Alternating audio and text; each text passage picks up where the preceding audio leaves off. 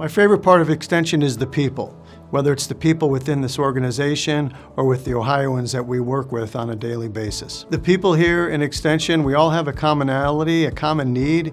We enjoy helping others to meet their goals, to meet their needs, whether it's someone in 4-H interested in a showing at a fair or someone in community development that's looking to enhance their business. One piece of advice I would give to a new hire is to reach out to other Extension educators, other folks within Extension programming.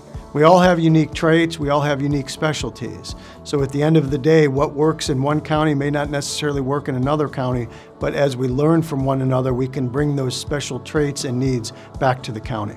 Yeah, Extension is a great organization. Obviously, we're in all 88 counties here in Ohio, and within those 88 counties, there's different needs and there's different wants. And what we try to do in Extension is align those wants and needs with our Extension educators. And when we do that, we help the Extension organization with the programs, and we help the local counties and the local communities with their needs.